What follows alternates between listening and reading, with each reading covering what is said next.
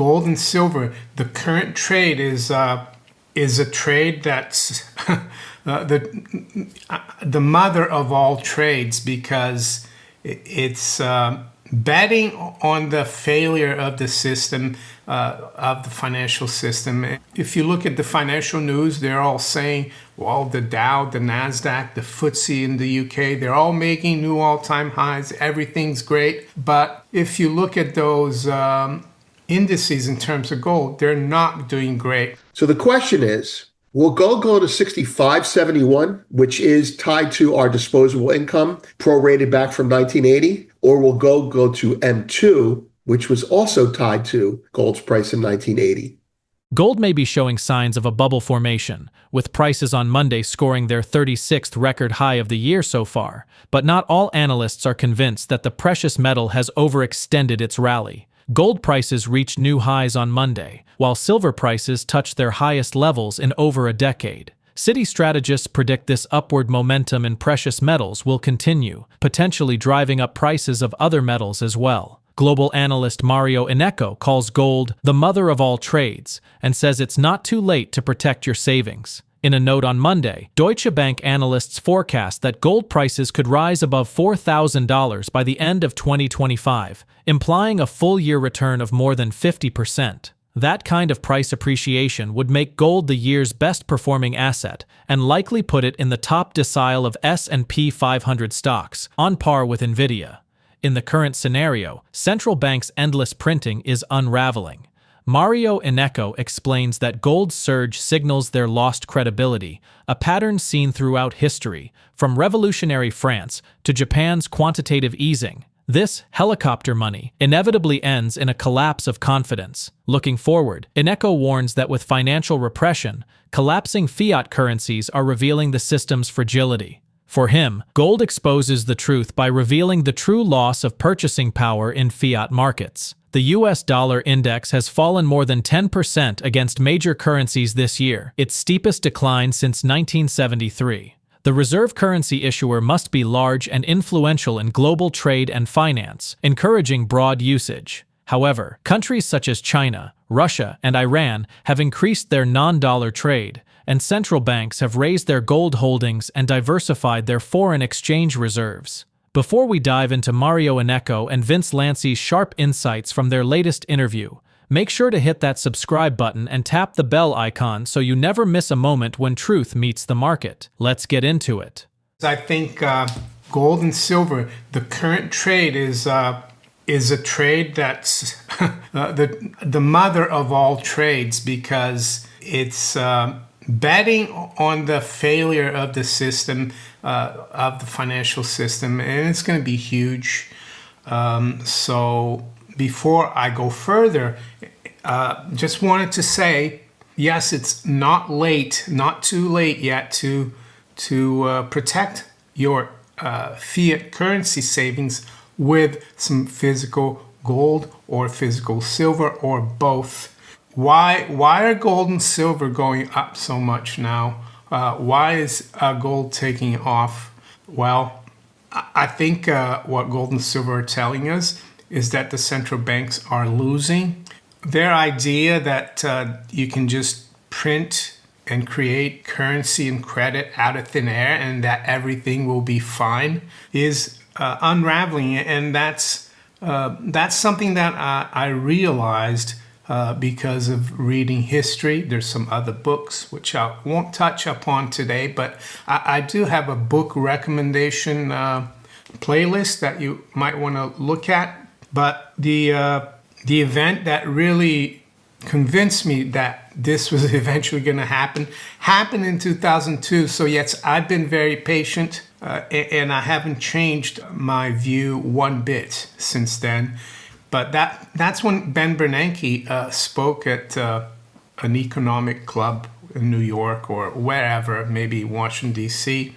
It was his famous helicopter speech. And by then, I had already started investing in gold. I already had started looking at the history of the monetary system. I was heavily dedicated to learning about sound money in the Austrian School of Economics, free markets, small governments, sound money, all those great things. And when I read about that speech in the news, I thought, this is huge. Basically, Ben Bernanke said that deflation was the biggest threat, and that fortunately the Federal Reserve and the government had this great technology called the printing press, or digital. Now it was digital, and they could create dollars for nothing, and to make sure that you didn't get deflation. I don't know why central bankers hate deflation. I guess their deflation they talk about is, of course, when prices go down. They've got this Keynesian philosophy that if prices go down, people will just stop doing things. But it's not true. If prices go down, people will be able to save more, invest more, buy more. I think it's great. But in the end of the day, deflation actually is the destruction of currency and credit, resulting in lower prices. But that's a different story. But when Ben Bernanke made that speech, and at the time he was on the board of the Federal Reserve, he was not the chairman yet. It was Alan Greenspan. But everyone who follows or followed at the time central banking and the Fed knew that he was being groomed to become the chairman after Greenspan retired, and he did.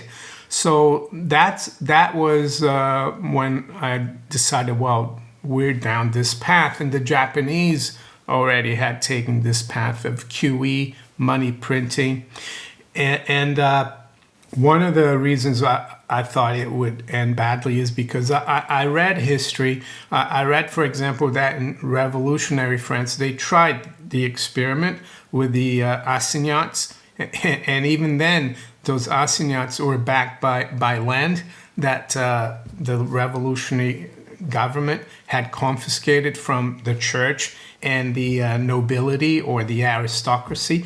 And that didn't work. And they kept printing and printing. And it ended in tears and the collapse of confidence.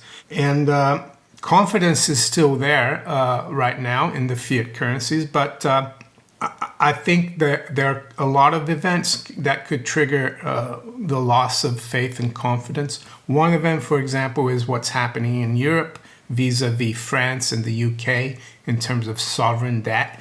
And that goes back to the QE because the Western countries, US included, they wouldn't have been able to accumulate so much public debt if their central banks hadn't obliged with the money printing.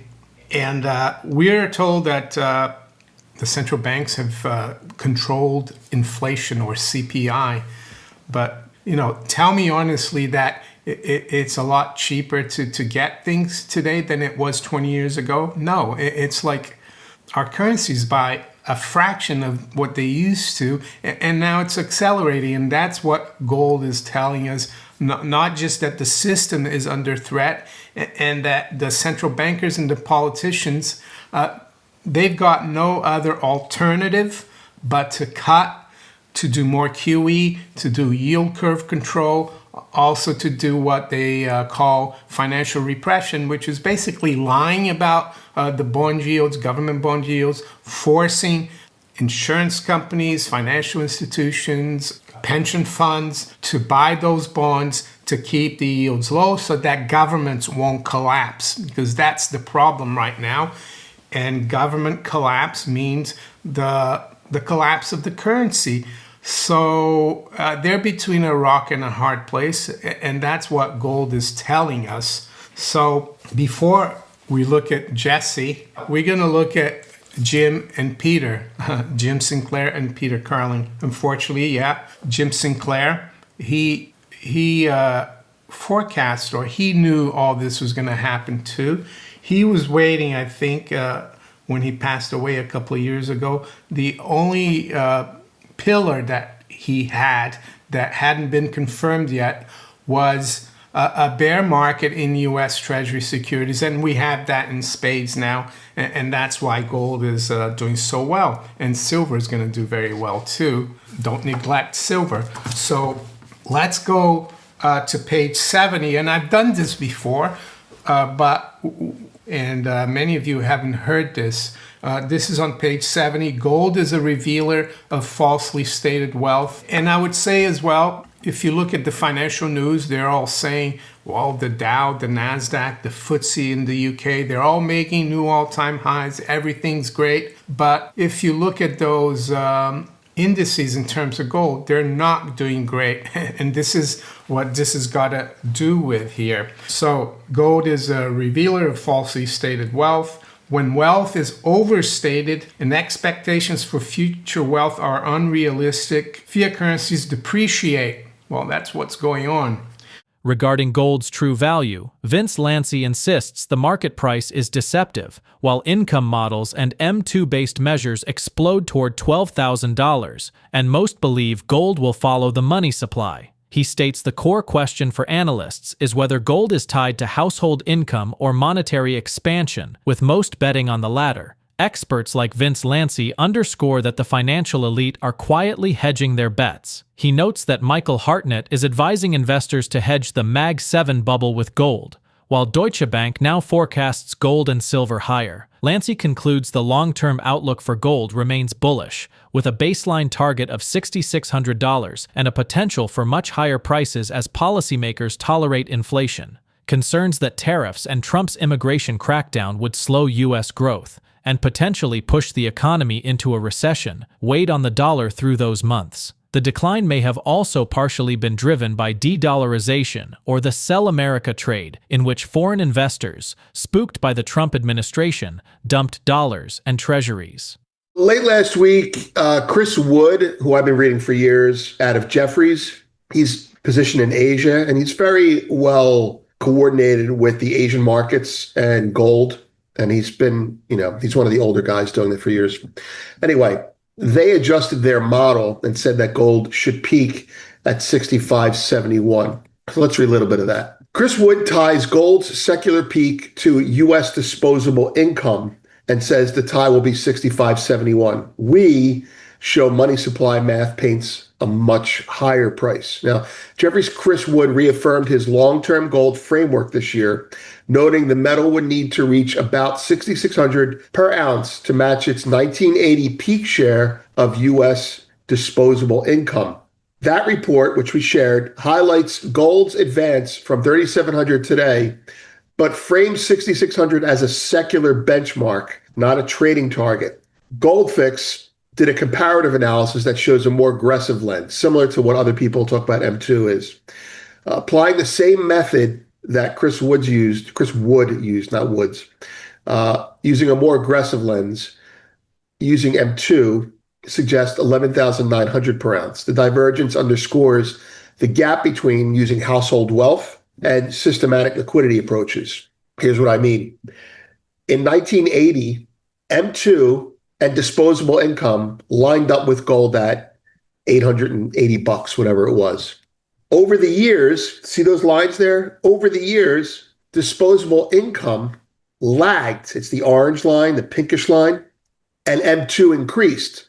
I would suggest to you that the gap between the blue line and the purple line there, pink, whatever it is, are a reflection of the disparity in buying power of Americans since all that money was created. Between 1980 and 2000, they both have a similar slope in this graphic.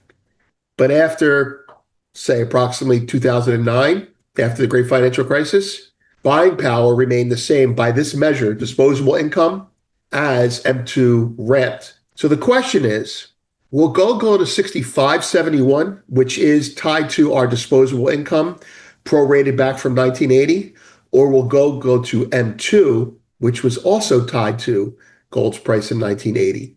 Most people would say M2, and that's why we say that even though Jefferies' number is a reasonable, solid target based on disposable income, you got to go with M2. Because every time we talk about this, have this conversation, more and more people are discussing literally going back to a hard money store value, which is what the yuan is coming. So whether inflation or stagflation for the economy, gold's long-term ceiling may prove much higher than most expect. Full analysis is in the premium post.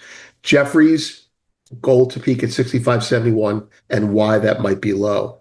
We had many other stories this weekend on various topics that all focus on gold from different angles. And I'll give you a line from each one of these so you can see what you're looking at there. Hartnett, buy the bubble, but hedge it. That's Michael Hartnett saying that we have committed to permitting a bubble and tolerating inflation. And if you're long Mag 7, which who isn't, this is what you should do to complement that. You should hedge it by either doing X or Y. X is gold and Y is buying small cap stocks. So that's a must read if you have 401k money and you're considering divesting from Mag 7 stocks. What should you put it in? Well, the answer is not bonds. Gold's rally is nothing like the 1979 blow-off. Now, that may be changing as we're talking here, but be clear, one of my concerns was that this rally was like 1979, and DataTrek did a nice piece on that, and we broke it down and wrote it up and added some graphics, and the answer is using the past as prologue, which is always dangerous. Your intuition that this is a blow-off top is not a blow-off top, I should say, is correct by the measures that matter. Third story, Deutsche Bank gold to average 4,000, silver 45 in 2026. The mainstream legacy media had some headlines to the effect last week that gold to go to 4,000 and silver to $45 in 26. No, it's gold to go to 4,300 and silver to go to 4,800 in 26. Average 4,000 and 45 respectively. We have that full report broken down logically and intuitively for anybody who wishes to understand that from a bank analysis point of view. The next piece there, Powell to save jobs now, worry about inflation later. We really like that. That was T.S. Lombard, Stephen Blitz. And we have been saying, we said it today, that inflation is going to be tolerated higher because we need to grow ourselves out of it. Well, Stephen puts it from a macroeconomics point of view. And the macroeconomics point of view essentially says the same thing that I just said, but he puts it in a sense of actually disposable income, the fact that we're not spending more, the fact that the wealthy are hoarding, they're not leveraging. And he underlines the problem as being, while we're growing the manufacturing part of the economy, we must keep the consumer part of the economy going. So the car that's driving down the street needs to have an engine swap while it's in the middle of the race. And so we think that's a very relevant piece from a point of view that we hadn't considered enough. China solar downgraded on overpricing and weak demand. This is a concern. You know, one of the things that people that think China is struggling, and China is struggling from many points of view, is that if China can't sell stuff to the US, who's it going to sell to? Well, it can sell to all the BRICS, but not at the price that they're charging. So there's deflationary risk in their economy in general, even though their market isn't showing it right now, but in solar specifically. And so Goldman Sachs downgraded China's solar companies, saying their prices are too high, they're not going to move it. And that's a negative for silver. Now, does the market care about it right now? No, of course not. That's down the road type of stuff. It also means down the road, they'll be looking for ways to conserve and use less silver in their production. So innovation has got to come down the road. Finally, China's new gold multipass, that's what we call it, loosens import restrictions. One of the reasons you have a differential between Shanghai gold and, say, London gold, or forget London gold, it's there, but it doesn't really matter, COMEX spot versus Shanghai gold, is because China has capital controls and you can't just go out and buy gold anytime you want it. They throttle it, they organize it, and they release it with allocations. And those allocations tend to cause like a rush. And so the domestic price goes higher. And one of the ways to stop the domestic price going higher is to let that demand filter into the market and not have to be allocated every month or every quarter. You can do it maybe once every half a year. And they're loosening their capital controls a little bit. And in doing that, the Shanghai premium should close relative to the rest of the world. Citigroup warned in June that gold prices could be headed for a fall in 2026. In their latest forecast, though, they have walked back some of that negativity. Gold has certainly seen a rapid rise, trading around 43% higher so far this year. Its value has more than surpassed its inflation-adjusted high from 1980, suggesting that its rise may be unsustainable. As central banks continue to print endlessly and de-dollarization accelerates, will gold's impending surge mark the beginning of a new monetary era? Drop your thoughts in the comment section below. If you find this video informative, don't forget to support our channel and turn on notifications to stay informed about our latest videos. See you in the following video.